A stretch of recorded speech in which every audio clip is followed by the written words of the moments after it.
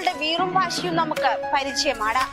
എന്നാൽ കോൺഗ്രസിനും കമ്മ്യൂണിസ്റ്റ് പാർട്ടിക്കും അപ്പുറം അതും BJP ശക്തമായ സാന്നിധ്യമായി മാറുമെന്ന് ചിന്തിക്കാൻ പറ്റാത്ത ഒരു കാലമുണ്ടായിരുന്നു. എന്തെന്നാൽ രാജ്യത്ത് ഒരു പക്ഷേ സംഘപരിവാർ BJP നയങ്ങൾക്കെതിരെ ഏറ്റവും കൂടുതൽ ശബ്ദമുയർത്തിയിട്ടുള്ളതും പ്രതിഷേധം നയിച്ചിട്ടുള്ളതും മലയാളികൾ തന്നെയാണ്. എന്നാൽ അതിനെയെല്ലാം അട്ടിമറിച്ചുകൊണ്ട് ഇന്ന് BJP ആഴത്തിലുള്ള വേരോട്ടം തന്നെയാണ് സംസ്ഥാനത്ത് നടത്തിക്കൊണ്ടിരിക്കുന്നത്. കെ സുരേന്ദ്രൻ പാർട്ടി അധ്യക്ഷനായിരിക്കെ വഹിച്ച പങ്ക് ഒട്ടും ചെറുതല്ല. അധ്യക്ഷ സ്ഥാനം രാജീവ് ചന്ദ്രശേഖറിലേക്ക് എത്തിയതോടെ വീണ്ടും കളം മാറിയിട്ടുണ്ട്.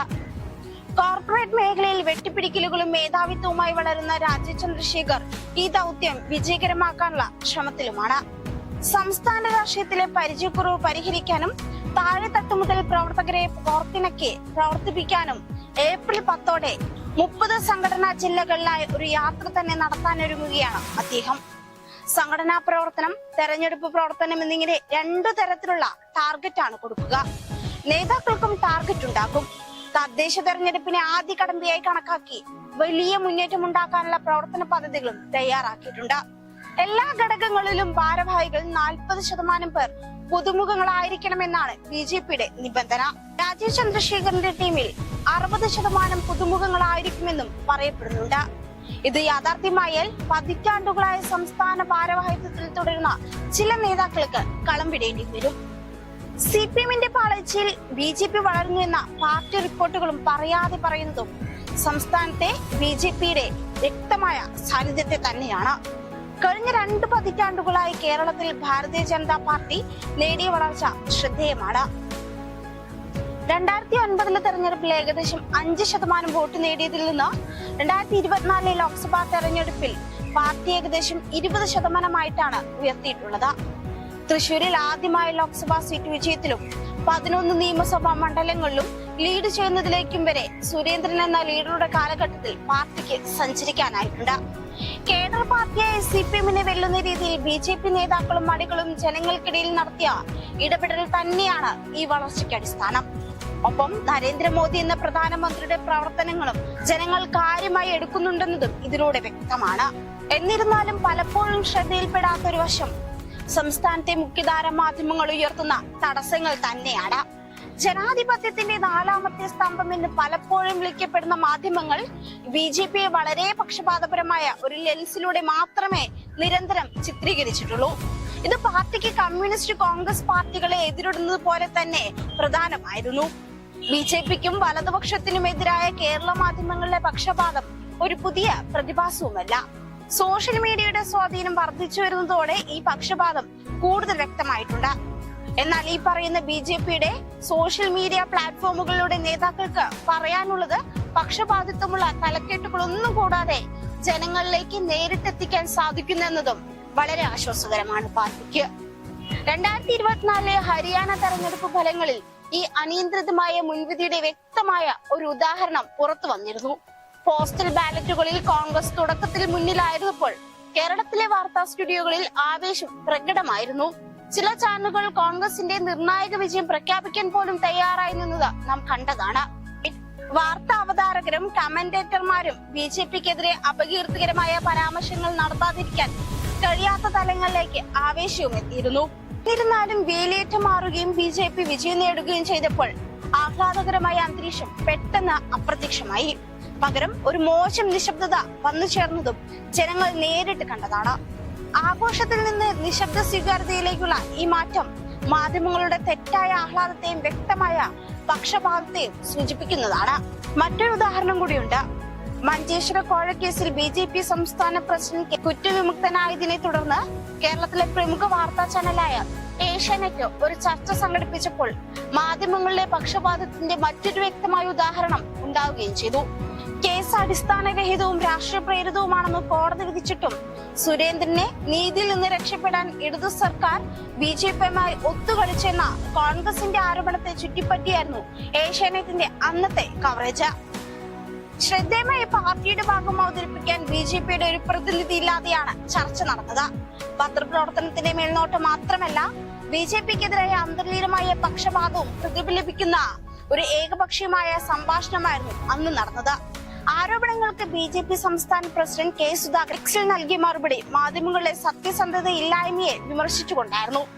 ചർച്ചിൽ ഒരു BJP പ്രതിനിധിയെയും അവരുടെ കാഴ്ചപ്പാട് അവതരിപ്പിക്കാൻ ക്ഷണിക്കാത്തത് എന്തുകൊണ്ടാണെന്ന് അദ്ദേഹം ചോദിച്ചു. BJPയുടെ എതിർപ്പില്ലാതെ കോൺഗ്രസ് പ്രതിനിധികൾ മാത്രം പങ്കെടുത്ത ചർച്ചയുടെ അധാർമികതയെ അദ്ദേഹം ഊന്നി പറഞ്ഞു. അടുത്ത ദിവസം തന്റെ നിലപാട് വിശദീകരിക്കാനും വസ്തുതകൾ അവതരിപ്പിക്കാനും അദ്ദേഹം ഒരു പത്രസമ്മേളനം തന്നെ നടത്തി. പ്രത്യേകിച്ച് ഏഷ്യാനെറ്റ് സംപ്രേഷണം ചെയ്തതുമില്ല. പാർട്ടി നേതൃത്വത്തിൽ മാത്രം ഒതുങ്ങി നിന്ന വെല്ലുവിളികളല്ല ഇത്. പക്ഷപാതപരമായ മാധ്യമങ്ങളിൽ നിന്ന് കാര്യമായ വെല്ലുവിളികൾ നേരിട്ട മറ്റൊരു പ്രധാന BJP നേതാവായിരുന്നു ശ്രീമതി ശോഭാ സുരേന്ദ്രൻ.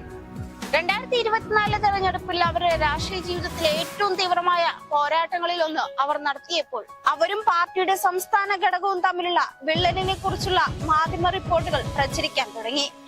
നിരവധി പത്രസമ്മേളനങ്ങളിൽ ശോഭാ സുരേന്ദ്രൻ ആരോപണങ്ങളോട് വൈകാരികമായി തന്നെ പ്രതികരിച്ചു. റിപ്പോർട്ടുകൾ രാഷ്ട്രീയ പ്രേരിതമാണെന്നും തന്റെയും പാർട്ടിയുടെയും പ്രശസ്തിയെ കളങ്കപ്പെടുത്താൻ ലക്ഷ്യമിട്ടുള്ളതാണെന്നും കണ്ണീരോടെ പറയേണ്ടി വന്നു. കെട്ടിച്ചമച്ച ആരോപണങ്ങളിലൂടെ തന്നെയും പാർട്ടിയുടെ പ്രചാരണത്തെയും അപകീർത്തിപ്പെടുത്താനുള്ള ആസൂത്രിത ശ്രമങ്ങളെ അവർ ഉയർത്തിക്കാട്ടി. ചില മാധ്യമങ്ങൾ തന്നെ നെഗറ്റീവ് വെളിച്ചത്തിൽ ചിത്രീകരിക്കാൻ മനഃപൂർവ്വം തെറ്റിദ്ധരിപ്പിക്കുന്ന സർവേകൾ പ്രസിദ്ധീകരിച്ചെന്നും ശോഭാ സുരേന്ദ്രൻ ആരോപിച്ചിരുന്നു.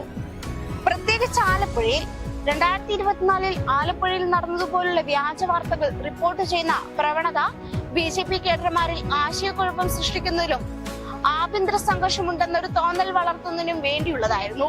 കേരളത്തിലെ BJPയുടെ ജനപ്രീതി വർദ്ധിക്കുമ്പോഴെല്ലാം സംഘടനാ പുനഃസംഘടനയെ കുറിച്ച് മാധ്യമങ്ങൾ ബ്രേക്കിംഗ് ന്യൂസ് പ്രസിദ്ധീകരിക്കാറുണ്ട്.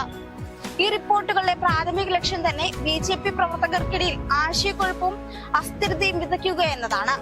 കഴിഞ്ഞ 4 വർഷത്തിനിടെ BJP സംസ്ഥാന പ്രസിഡന്റ് കെ സുരേന്ദ്രനെ 1/2 ഡസനോളം തവണ മാറ്റിയെന്ന് മാധ്യമങ്ങൾ തെറ്റായി അവകാശപ്പെട്ടിട്ടുണ്ട്. പാർട്ടിയുടെ സംസ്ഥാന കോർ കമ്മിറ്റിയിൽ ഒന്നിലധികം വ്യക്തികളെ ഉൾപ്പെടുത്തുകയോ നീക്കം ചെയ്യുകയോ ചെയ്തിട്ടുണ്ടെന്നും അവർ റിപ്പോർട്ട് ചെയ്തിട്ടുണ്ട്. എന്നിരുന്നാലും BJPയുടെ സംസ്ഥാന ഘടകത്തിനുള്ളിൽ അത്തരമൊരു പുനഃസംഘടനയോ നേതൃമാറ്റമോ നടന്നിട്ടില്ല എന്നതാണ് യാഥാർത്ഥ്യം. ഈ ബ്രേക്കിംഗ് ന്യൂസ് കഥകൾ അടിസ്ഥാനരഹിതവുമായിരുന്നു. ആർക്കാണ് നേട്ടമെന്ന് കാണാൻ പ്രയാസമില്ലാത്തതും വ്യക്തമായതും. ഈ തെറ്റായ വിവരത്തിൽ നിന്ന് പ്രതിപക്ഷത്തിന് നേട്ടമുണ്ടാകും. കേരളത്തിലെ BJPക്ക് നേരിടേണ്ടി വരുന്നത് വെറും പക്ഷപാതവും വ്യാജപരവുമായ റിപ്പോർട്ടിങ്ങിനെയല്ല. പലപ്പോഴും വലതുപക്ഷ അല്ലെങ്കിൽ BJPയുമായി ബന്ധപ്പെട്ട വാർത്തകൾ മുഖ്യധാര ടെലിവിഷൻ കവറേജിൽ നിന്നും പൂർണ്ണമായി അപ്രത്യക്ഷമാവുന്നതും പതിവാണ്. ശ്രദ്ധേയമായ ഒരു ഉദാഹരണം 2018 ശബരിമല പ്രതിഷേധങ്ങൾ തന്നെയാണ്. സംസ്ഥാനത്തെ പ്രധാന വാർത്താ ചാനലുകൾ തുടക്കത്തിൽ ഇതിനെ തുറന്നു കാണിച്ചിരുന്നു. വലതുപക്ഷ ചാനലായ ജനം പ്രതിഷേധം വ്യാപകമായി റിപ്പോർട്ട് ചെയ്യാനും കാഴ്ചക്കാരെ നേടാനും തുടങ്ങിയതിനു ശേഷം മാത്രമാണ് TRP റേറ്റിംഗുകളെ കുറിച്ചുള്ള ആശങ്കകൾ കാരണം മറ്റു ചാനലുകൾ ഈ വിഷയം ഏറ്റെടുത്തത് തന്നെ. BJPയുടെ നിലപാടുകളുമായി യോജിക്കുന്ന വാർത്തകൾക്ക് പലപ്പോഴും വളരെ കുറച്ച് മാത്രമേ കവറേജ് ലഭിക്കാറുള്ളൂ, അല്ലെങ്കിൽ ഒട്ടും കവറേജ് ലഭിക്കുന്നില്ല. കേരളത്തിലെ ഏറ്റവും വലിയ കത്തോലിക്ക വിഭാഗമായ സീറോ മലബാർ സഭയിൽ നിന്നുള്ള കത്ത് 1995 വഖഫ് നിയമത്തിലെ ഭേദഗതികളെ പിന്തുണച്ചുകൊണ്ടുള്ള കത്ത് ഒരു സമീപകാല ഉദാഹരണമാണ്. 2024 സെപ്റ്റംബർ 10 തീയതിയുള്ള ഈ കത്ത് സഭയുടെ പബ്ലിക് അഫയേഴ്സ് കമ്മീഷൻ ചെയർമാൻ എന്ന നിലയിൽ Thrissur archbishop Mar Andrews Thazhath അയച്ചതാണ്. ഒരു പ്രധാന മതസ്ഥാപനത്തിൽ നിന്നുള്ള ഈ പ്രസ്താവനയുടെ പ്രാധാന്യം ഉണ്ടായിരുന്നിട്ടും മുഖ്യധാരാ മാധ്യമങ്ങൾ ഇതിന് കാര്യമായ കവറേജോ ചർച്ചയോ ലഭിച്ചില്ല. ഇതിന് വിപരീതമായി BJP വിമർശിക്കുന്ന മതസ്ഥാപനങ്ങളുടെ പ്രസ്താവനകൾ സാധാരണയായ പ്രധാന വാർത്തകളായി എടുത്തു കാണിക്കപ്പെടുകയും ചെയ്തു. ഈ തെരഞ്ഞെടുത്ത റിപ്പോർട്ടിംഗ് കേരളത്തിൽ BJPയുടെ മാധ്യമ പ്രാതിനിധ്യത്തിന്റെ വിശാലമായ വെല്ലുവിളിയിലേക്കാണ് വിരൽ ചൂണ്ടുന്നത്. കാരണം കവറേജ് പലപ്പോഴും പാർട്ടിക്കും അതിന്റെ പിന്തുണക്കാർക്കും എതിരായി മാറുന്നുണ്ട്. കേരളത്തിൽ BJP നേരിടുന്ന മറ്റൊരു പ്രധാന തടസ്സം മാധ്യമങ്ങൾ പാർട്ടിയെ എങ്ങനെ നിരന്തരം ചിത്രീകരിക്കുന്നു എന്നതാണ്. പലപ്പോഴും അതിനെ പരിഹസിക്കുന്നു എന്നതാണ് വസ്തുത. ഇതിന്റെ ഒരു ശ്രദ്ധേയമായ ഉദാഹരണം 2018 അന്നത്തെ കേരള BJP സംസ്ഥാന പ്രസിഡന്റായിരുന്ന കുമ്മനം രാജശേഖരനെ മിസോറം ഗവർണറായി നിയമിച്ചപ്പോൾ സംഭവിച്ചതാണ്. കേരളത്തിലെ ഏറ്റവും പഴക്കം ചെന്ന മാധ്യമങ്ങളിൽ ഒന്നായ അല്ലെങ്കിൽ ഏറ്റവും കൂടുതൽ പാരമ്പര്യമുള്ള മാധ്യമങ്ങളിൽ ഒന്നായ മനോരമ കുമ്മനത്തെ ഗവർണറായി നിയമിച്ചു. ബ്രാക്കറ്റിൽ ഇതൊരു ട്രോൾ അല്ല എന്ന പരിഹാസത്തോടെ വാർത്ത പ്രസിദ്ധീകരിക്കുകയായിരുന്നു. വിശുദ്ധ സ്വഭാവത്തിന് പേരുകേട്ട കുമ്മനം മുഖ്യധാര മാധ്യമങ്ങളിൽ പലപ്പോഴും ആക്ഷേപഹാസ്യത്തിന്റെ വിഷയമായതിന്റെ പ്രതീകമായിരുന്നു വികാരഹരിതമായ ചിത്രീകരണം. ചിലർ മനസ്സിലാക്കിയതുപോലെ അദ്ദേഹത്തിന്റെ പാപം BJPയുടെ സംസ്ഥാന പ്രസിഡന്റ് ആയതാണ്.